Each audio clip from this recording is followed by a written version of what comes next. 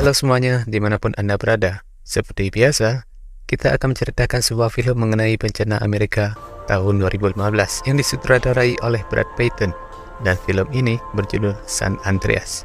Sebuah film gempa bumi yang disebabkan oleh patahan San Andreas, gempa yang sangat besar memporak-poranda kota San Francisco. Film ini dibintangi oleh Dwayne Johnson, Carla Gugino, Alexandra Daddario, dan masih banyak aktor hebat lainnya. Perkenalkan, seorang pilot tim penyelamat. Istrinya bernama Emma bertekad melacak keberadaan putri sematawayangnya yang sedang berlibur di San Francisco sebelum benar-benar ditelan bumi. Di awal film, diperlihatkan seorang wanita dalam perjalanan menuju ke kantornya. Sambil menikmati musik di radionya, dikejutkan tiba-tiba batu jatuh di hadapannya.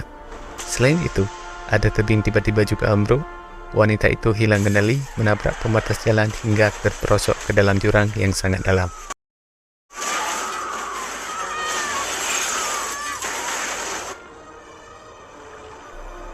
Lalu datang Ray bersama anggota timnya, menyelamatkan wanita yang sangat membutuhkan pertolongan itu.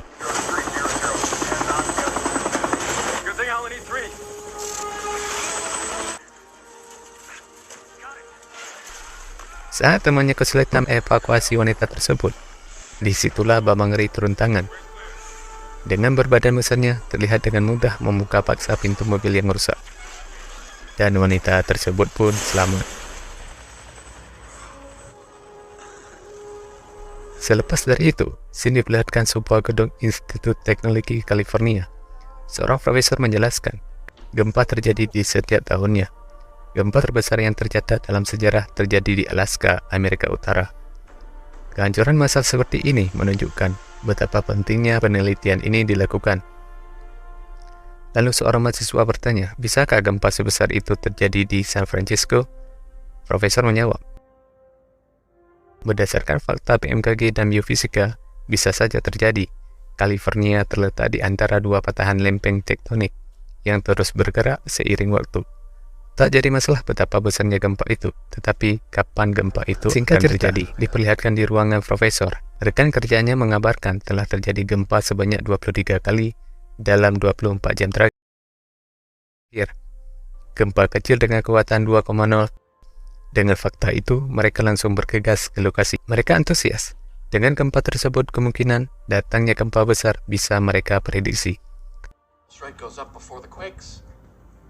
Lalu scene diperlihatkan sebuah bendungan di Hoover-Dam, Nevada.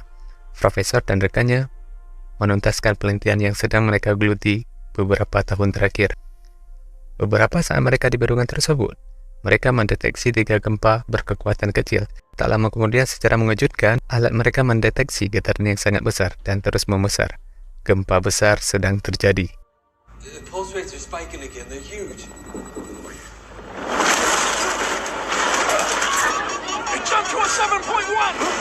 Teman profesor langsung bergegas dari sana, segera mencari perlindungan. Namun nahas, kakinya tertusuk besi dan nyawanya tak tertolong ditelan bumi.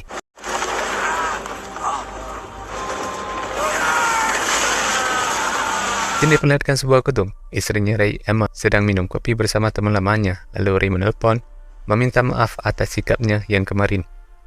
Lalu terlihat sebuah meja bergoyang sendiri. Tak berapa lama, gedung dan isinya terguncang sangat dahsyat. Emma panik. Lalu Ray menyuruh Emma segera ke atap gedung. Ajak orang sebanyak-banyaknya agar di mana-mana. Kota beserta isinya terguncang. Gedung-gedung hancur secara berlahan. Terkejutnya melihat reruntuhan gedung tanpa henti. Tiba-tiba gedung atapnya pun ambruk. Emma terperosok ke dalamnya. Tak berapa lama dia kembali bangkit. Berlahan namun pasti, Emma mulai merangkak sampai ke atap dan Ray menemukannya. Namun masalah belum berakhir. Gedung di sampingnya ambruk. Dan mereka selamat dari musibah tersebut. Di sisi lain, Blake, anaknya Ray, terjebak dalam mobil dan terus meminta tolong. Lalu kemudian menelepon ayahnya memberitahu dia dalam keadaan tidak baik-baik saja. Lalu Ben datang dengan sekuat tenaganya membantu. Akhirnya Blake keluar dari mobil tersebut. Singkat cerita, mereka langsung keluar dari gedung. Tak berapa lama, gempa kembali terguncang. Orang panik, keluar berhamburan dari gedung. Di sisi lain, di ruang profesor, terlihat di layar pemantauan, gempa semakin meluas dan ini belum berakhir. Sesuatu yang lebih besar akan terjadi, kata sang profesor. Blake masuk ke toko elektronik, mencari barang apapun, menghubungi ayahnya. Ray bersama Emma sedang memantau dari kejauhan. Sesuatu yang besar telah terjadi di sini. Kemudian Blake telepon, memberitahu dia baik-baik saja, dan Ray segera menjemputnya. Di perjalanan, heli mereka bermasalah. Mesinnya rusak, hilang kendali segera akan terjatuh.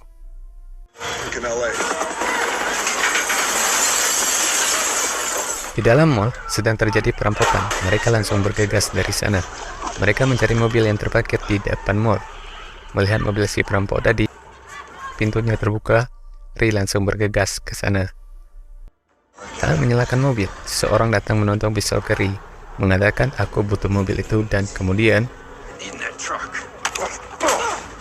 di perjalanan mereka berhenti di sebuah mobil pasangan kakek nenek, berniat memberi pertolongan kepada mereka. Lalu Ray tertarik topi yang dipakai kakek itu, menanyakan dari mana dia dapat topi tersebut. Diperlihatkan sebuah penerbangan. Di sana mereka menerbangkan sebuah pesawat setelah berterima kasih ke si kakek. Di San Francisco, Blake bersama Ben dan adik Ben, Ollie, menuju ke sebuah tower. Ayahnya Blake menyuruh mereka ke gedung tertinggi agar Ray mudah menemukan mereka. Ray menuju sebuah bandara, melihat landas pacu sudah hancur. Ray nekat terjun ke lapangan baseball dengan parasut. Tidak berapa lama Ray di sana, gempa besar kembali terjadi. Ray menyuruh orang di sana segera berlindung. Kembali ke Blake, mereka menuju ke gedung yang dimaksud. Belum sampai ke sana, gempa yang sangat besar menghantam mereka. Gedung-gedung hancur dan tiang listrik berjatuhan, hampir mengenai mereka. Gedung, jembatan hancur seketika. Ray bangkit di antara puing yang runtuh. Melihat Emma kebingungan mengatakan ini akan baik-baik saja. Lalu Ray berencana menaiki boot dengan cara memutar kota agar cepat menemukan Blake. Di tempat Blake, Ben terkena pecahan kaca. Kaca menancap ke pahanya. Blake segera menarik pecahan kaca tersebut dan mengikatnya. Lalu mereka segera bergegas ke gedung yang mereka rencanakan tadi. Scene berpindah ke tempat profesor. Mereka syok melihat statistik gempa begitu dahsyat. Gempa berkekuatan 9,6, gempa yang terbesar yang tercatat dalam sejarah. Ray bersama Emma di atas boot, melihat kota yang sudah hancur, mengira Blake tidak mungkin di sini. Pasti sudah ke tempat lain. Air laut tiba-tiba surut begitu cepat, menandakan akan terjadinya tsunami. Mereka segera pergi dari sana. Kembali ke Blake, dapat pesan dari radio yang dibawanya. San Francisco dan sekitarnya akan terjadi tsunami. Dengan cepat, mereka segera mencari perlindungan. Kembali ke Ray, di hadapan mereka terlihat sebuah ombak yang begitu besar. Mau tak mau, mereka harus melewati ombak itu sebelum ombak itu pecah. Di tengah melewati ombak yang begitu besar, muncul sebuah kapal besar di hadapan mereka, dan mereka harus segera menghindari baling-baling kapal tersebut. Tsunami melanda kota San Francisco begitu besar, menghancurkan kota dan isinya. Di tempat Blake, mereka melihat ombak, sadar akan segera menghantam mereka. Dengan cepat berlindung di belakang tembok. Airnya sangat deras dan semakin tinggi. Mereka bergegas ke lantai yang lebih tinggi. Sampai di sana mereka melihat orang di atas boot. Lalu Blake mengatakan itu orang tuaku. Blake memanggilnya.